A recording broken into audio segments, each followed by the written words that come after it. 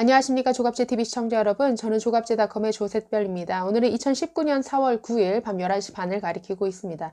네, 김학의 전 차관에 대한 성접대 의혹 사건, 네, 이 사건이 굉장히 좀 재미있게 흘러가고 있는 것 같아서 좀 짚어보려고 합니다. 오늘 김학의 전 차관은 내가 피해자다라고 주장해온 두 명의 여성에 대해서 한 명은 무고죄로, 또 다른 한 명에 대해서는 무고교사 혐의로 고소를 한 상태입니다. 그래서 이에 대해서 오늘 여러 언론 매체들이 김학의 전 차관의 반격, 반전 이런 식의 제목으로 많이 기사화했습니다. 그래서 이 내용 한번 살펴보려고 하고요. 또 오늘 중앙일보가 6년 전에 왜 김학의 전 차관은 무혐의 처분을 받았는가에 대해서 당시 상황을 굉장히 흥미진진하게 보도를 한 기사가 있는데, 그 내용을 좀 알려드리려고 합니다. 자, 또 다른 하나는 지난달 3월 22일이었죠. 김학의 전 차관이 해외로 출국하려다가 출국 금지가 되어서 나가지 못하고 돌아왔습니다. 당시 출국 금지 처리를 두고 지금 대검찰청과 지금 대검찰청 산하의 과거사 진상조사단 사이에 굉장히 갈등이 증폭되고 있고, 이것을 두고 여론전을 하고 있습니다. 이 사실관계가 어떻게 되는지, 또 무엇이 문제인지 또 한번 짚어보려고 하는데, 자, 한번 보겠습니다. 네, 오늘 김학의 전 차관 두 명의 여성에 대해서 고소를 했습니다. 6년 전에 자신을 고소했던 여성 A씨 성폭행 피해자다라고 주장해 온 것이 거짓말이다 라고 하면서 무고죄로 고소를 했고, 또 다른 한 명은 이 A씨의 성폭행 주장을 뒤에서 배후 조종한 사람이 있다. 그래서 특정인을 지목해서 이 사람을 무고교사 혐의로 또 고소를 한 상태입니다. 그러면서 당시 성관계, 성폭행을 당했다라고 주장하는 그 날짜는 부친이 돌아가신 날이다. 부친 기일에 성폭행을 했겠느냐라고 주장을 하면서 여러 다른 또 주장도 있겠죠. 그래서 지금 피해자라고 주장하는 두 여성에 대해서 무고죄로 고소를 한 상태입니다. 자, 오늘 중앙일보가 이런 제목의 기사를 냈습니다. 6년 전 김학의 성폭력의 반전 땡땡땡 녹음 파일 100건이 쏟아졌다. 당시 상황을 좀 자세히 전해주고 있는데 한번 읽어보려고 합니다. 자, 읽기 전에 저희 조갑제TV에서 몇 번 이 사건과 관련해서 계속 무엇이 잘못됐고 무엇이 문제인지 몇 번 말씀을 드렸는데, 김학의 사건을 얘기할 때마다 제가 이 얘기를 합니다.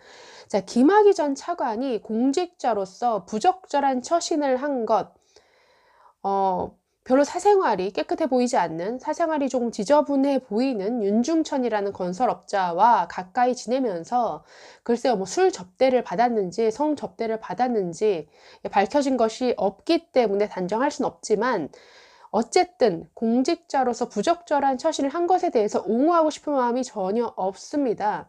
잘못한 것은 잘못한 것으로 지탄받아야죠. 그러나 이 부분에 대해서, 그러니까 성폭행이 아니라 이 정도의 부적절한 처신에 관한 문제라면, 저는 이 문제에 대해서는 당시 이 사건이 불거져서 정말 여론의 문매를 맞았고 차관으로 임명되자마자 6일 만에 자진 사퇴한 것으로 저는 이미 책임을 진 건이다라고 생각을 합니다.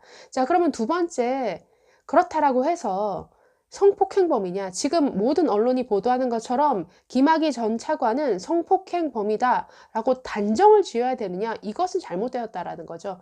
지금 마치 전 언론 매체들이 아주 파렴치한 성폭행범으로 아주 단정을 짓는 듯한 이런 보도를 하고 있는데, 무혐의 처분받았습니다. 그렇기 때문에 어떤 내가 피해를 당했다라고 주장하는 이 여성들의 진술만을 믿고 성폭행범으로 몰아가는 것, 이것은 잘못됐다라는 거죠. 제가 말하고 싶은 것은 사실관계가 뭐냐는 겁니다. 자, 이 중앙일보 보도 이렇습니다. 왜 6년 전에 무혐의 처분을 받았는가, 그 이유를 보도하고 있는데, 한번 읽어드리면 이렇습니다. 2013년 7월 김학의 전 법무부 차관의 별장 성접대 성폭력 의혹을 수사하던 경찰이 김 전 차관과 건설업자 윤중천 씨 등에 대해서 기소 의견으로 사건을 송치했다. 사건을 넘겨받은 당시 검찰 수사팀은 경찰과 마찬가지로 별장 성접대 동영상에 등장하는 남성을 김 전 차관으로 지목하고 성범죄 혐의 입증에 수사력을 모으는 참이었다. 그러니까 지금 문제가 되고 있는 이 동영상의 주인공이 김학의 전 차관이 맞다라고 하는 것에 대해서는 이견이 별로 없습니다. 그러니까 지금 보도한 것처럼 마치 이 사건이 무혐의 처분이 된 것이 무슨 동영상이 흐릿해서 동영상을 누가 뭐 조작을 해서 빼돌려서 이런 이유는 전혀 아니다라는 거죠. 계속 보겠습니다. 자, 김 전 차관으로 지목하고 성범죄 혐의 입증에 수사력을 모으는 참이었다. 한 수사검사는 김학의가 맞습니다. 구속해야 합니다. 라며 김 전 차관의 신병 확보를 적극 주장했다고 한다. 뭔가 좀 이상합니다. 하지만 반전이 일어났다. 김 전 차관의 성범죄 입증을 위해 경찰 송치 기록을 살펴보던 한 검사가 기존에 알려진 사실과 배치되는 증거물을 찾아낸 것이다. 김 전 차관과 윤 씨 등에 의해 강간과 폭행, 상습 강요 등의 피해를 입었다고 주장하던 최 모 씨와 권 모 씨가 나눈 대화 내용이 담긴 100여 개의 통화 녹음 파일과 녹취록에는 사건을 원점에서 재검토할 수밖에 없는 내용이 들어 있었다고 한다.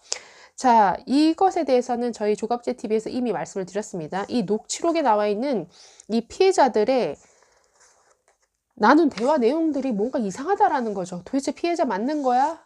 라는 생각이 들 정도의. 자, 어떤 내용이 있었는지 계속 읽어보겠습니다.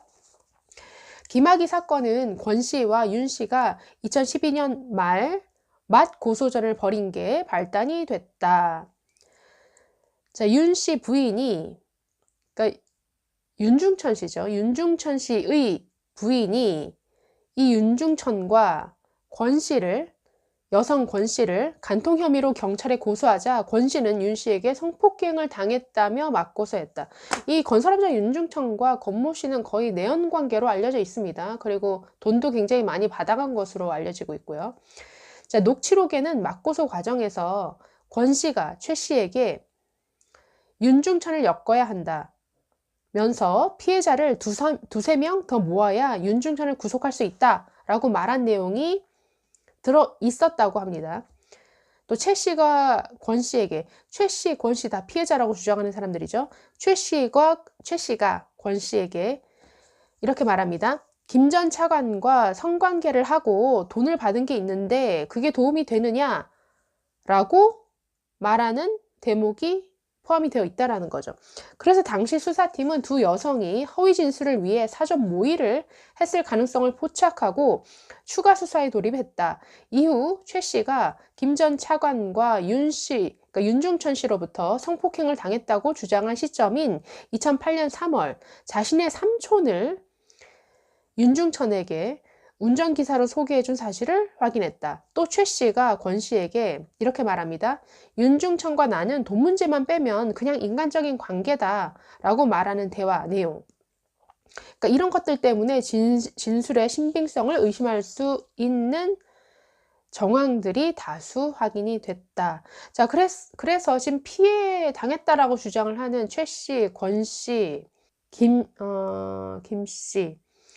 그러니까 이런 분들이 다 뭔가 윤중천, 건설업자인 윤중천과 뭔가 내연관계에 있고 뭔가 돈거래가 있고 그러니까 그 와중에 또 서로 뭐 다투는 이런 상황들이 또 발생을 하고 그러니까 이런 것들 때문에 뭔가 순수한 피해자로 볼 수 없는 그런 여러 녹취록들이 발견이 됐다라는 거죠.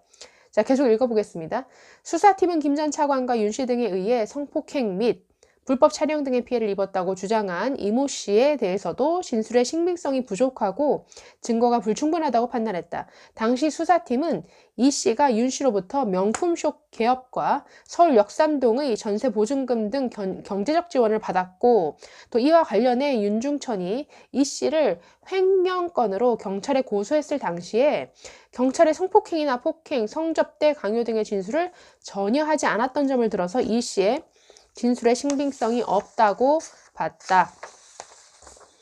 김학의 수사단도, 그러니까 현재 김학의 수사단을 말합니다.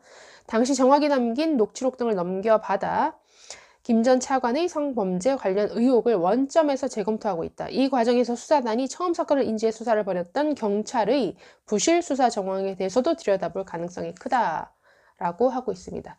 자, 그래서 이 사건은 언론이 보도하는 것과는 달리 뭔가 CD, 어떤 CD라는 동영상 증거물이 훼손이 돼서 무혐의 처리가 된 것이 아니라 뭔가 피해를 당했다라고 하는 이 여성들이 좀 의심스럽다라는 거죠. 제가 보기에도 글쎄요, 뭔가 윤중천 씨와 보통 다들 윤중천에게도 성폭행 당했고 김학의 전 차관에게도 성폭행 당했다라고 주장을 하는데, 그러기에는 이 윤중천과 너무나 뭔가 내연 관계, 깊은 관계, 연인 관계, 그리고 돈이 얽혀 있는 이런 관계들로 보이는 이런 여러 정황들이 많이 있는 것 같습니다. 자, 6년 전 무혐의 처리 관련해서는 이 정도로 하고요. 자, 지금 어떤 게 또 문제가 되고 있느냐? 네, 김학의 전 차관에 대해서 3월 22일 출국 금지 조치가 긴급하게 취해졌는데, 지금 이 건과 관련해서 지금 과거사 조사단과 대검이 서로 싸우고 있습니다. 아주 공개적으로. 그리고 여론전을 벌이고 있습니다. 이 문제에 대해서도 한번 살펴보려고 하는데, 네, 다음 편에 다시 말씀드리도록 하겠습니다. 네, 감사합니다.